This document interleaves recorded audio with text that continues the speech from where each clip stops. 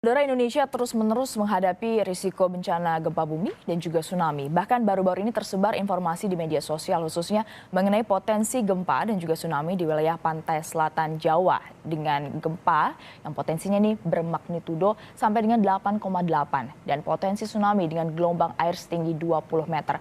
Hal ini sontak membuat masyarakat resah dan juga khawatir. Lalu bagaimana kita harus menyikapi hal ini dan apa yang harus kita perhatikan untuk mengantisipasi jika terjadi bencana? Kita akan membahasnya bersama dengan Kepala Sub Bidang Mitigasi Gempa Bumi BMKG, Ibu Suci Dewi Anugrah. Selamat pagi, Bu Suci. Selamat pagi, Mbak Stefani. Bu Suci, ini ramai sekali terutama di media sosial soal megatrust. Presiden Jokowi dalam Rakornas BMKG kemarin sudah mengatakan katakan apa adanya saja. Boleh buka-bukaan saat ini di Sapa Indonesia Pagi. Apa sebenarnya megatrust ini? Mungkin kita masyarakat awam ini masih belum tahu apa ini. Ini bukan untuk menakuti, tapi tentunya untuk bisa menjadi antisipasi buat kita semua. Lalu adakah potensinya memang di tanah air ini? Iya, betul. Mbak Stefani, yang pertama kemarin seperti tadi Mbak Stefani sampaikan, Pak Jokowi Bapak Presiden meminta kita untuk menyampaikan apa adanya, tetapi juga tidak hanya sampai situ, dilanjuti dengan apa yang harus dilakukan ketika kita memahami potensinya. Nah, tadi Mbak Stefani menanyakan apa sih sebetulnya megatrust? Megatrust itu sebetulnya berkaitan dengan zona sumber gempa yang berada di wilayah pertemuan lempeng, di zona subduksi. Ya. Zona ini kedalamannya kurang dari 45 km. Nah, dan zona megatrust ini bisa menimbulkan gempa-gempa yang besar, karena kan yang bertemunya lempeng-lempeng besar. Nah, kemudian bagaimana dengan Indonesia? Indonesia memiliki banyak zona megatrust. Pakar kami mengatakan ada setidaknya 16 segmen megatrust di sepanjang pantai selatan Jawa. No, di Indonesia sendiri. Di Indonesia? Ya, ada dari mulai Sumatera sampai ke timur ya. Nah, kemudian mengapa bisa ada zona megatrust? Karena Indonesia ini adalah zona pertemuan lempeng-lempeng besar. Yaitu ada Indo-Australia di selatan yang bergerak ke arah utara, kemudian ada Eurasia, lempeng Eurasia, kemudian ada Pasifik di timur yang bergerak ke arah barat. Nah, bagaimana dengan selatan Jawa sendiri? Selatan Jawa sendiri adalah zona, di situ ada zona pertemuan lempeng Indo-Australia dengan Eurasia. Dengan laju pergerakannya sekitar 4 cm per tahun. Ini betul, bisa ada potensi megatrust. Karena ini merupakan zona megatrust, tentu saja ini adalah zona yang bisa menimbulkan gempa-gempa besar.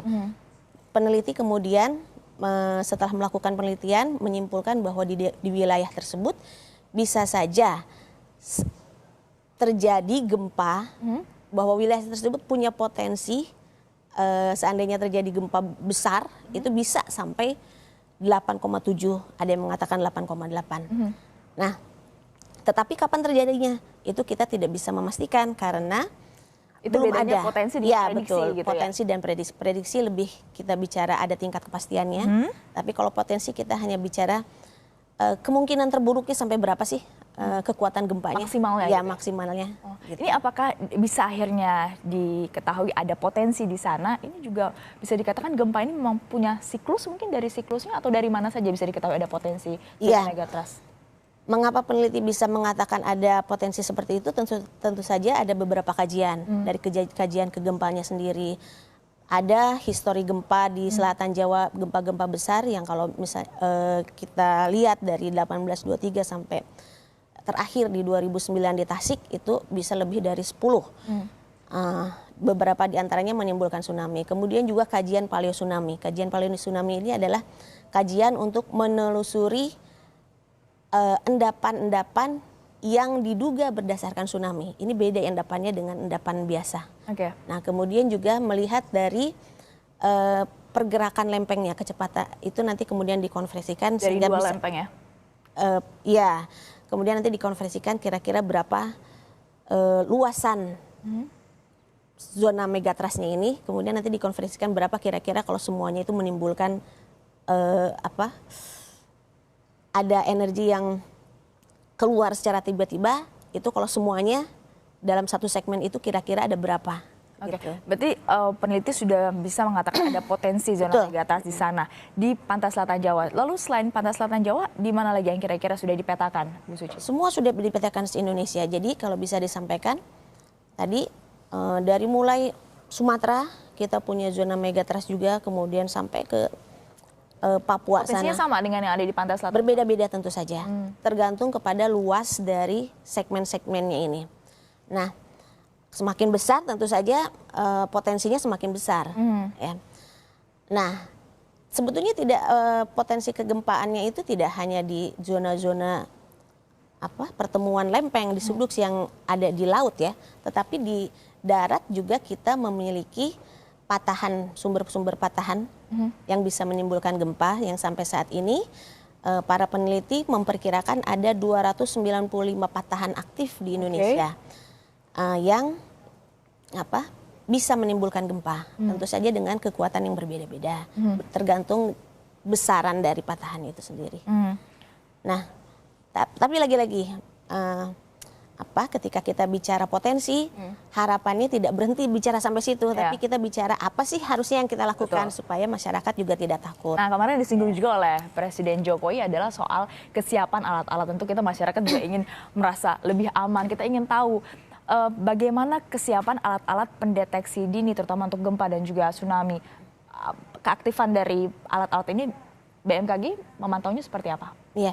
BMKG saat ini sudah memiliki sekitar 176 sensor gempa bumi di seluruh wilayah Indonesia. Tahun ini kita akan menambah bahkan lebih dari 100 sensor kegempaan. Aktif semua ya Bu Suci?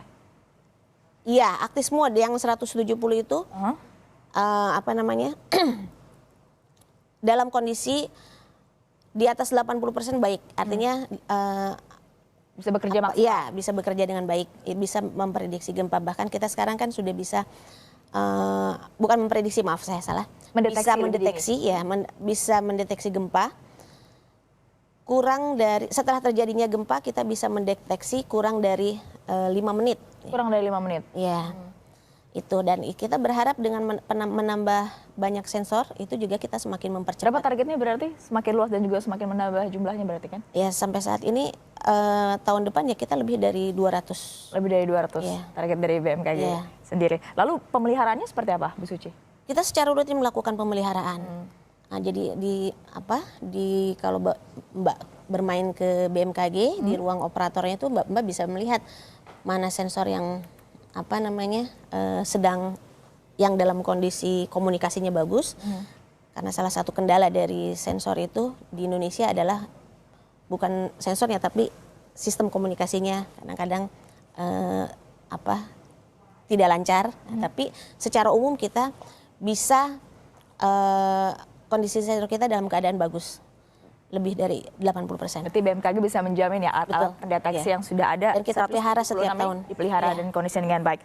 Lalu yang juga disinggung kemarin ini adalah soal koordinasi dengan pemerintah daerah khususnya. Ini soal dengan perizinan tata kota. Jangan sampai daerah yang punya potensi besar terjadi gempa atau dengan tsunami malah jadi wilayah pemukiman yang justru bisa membuat korban banyak kalau terjadi gempa. Ya. Sebetulnya hampir di seluruh wilayah Indonesia ini kan zona rawan gempa.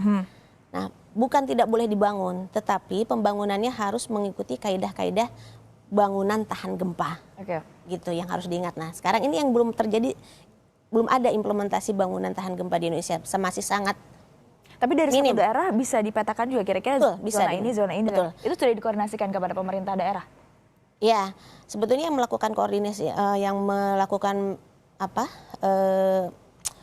kajian, kami menyebutnya kajian mikrozonasi. Selain kami juga ada PUPR, Kementerian PUPR.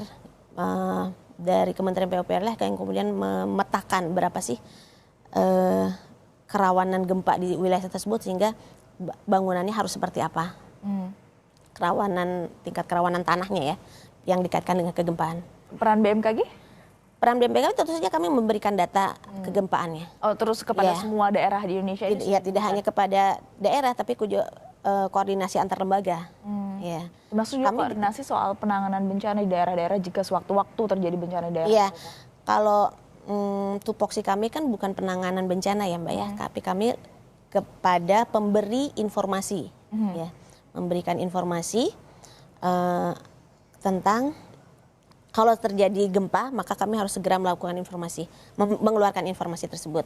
Nah, tetapi kami juga melakukan berbagai kegiatan yang sifatnya mengedukasi masyarakat. Ya.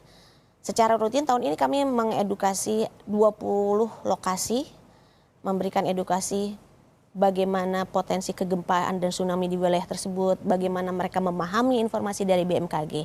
Karena masih banyak masyarakat yang belum paham. Ya, datanya sudah ada, informasi bisa diakses, tapi tidak mengerti kita ya, masyarakat betul. membacanya. Ya, misalnya yang sederhana, ketika ada potensi tsunami, mereka tidak paham apa sih arti awas, apa arti siaga, apa arti waspada.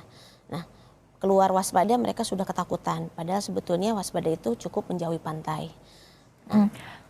Berarti di mana masyarakat bisa mengakses informasi dari BMKG? Mungkin masyarakat umum masih belum tahu di mana saja mereka bisa mengakses penelitian-penelitian dilakukan oleh BMKG atau prediksi-prediksi yang dilakukan oleh BMKG. Bukan prediksi ya, Mbak ya? Potensi ya, potensi benar-benar. Kalau masyarakat ingin mengakses informasi terkait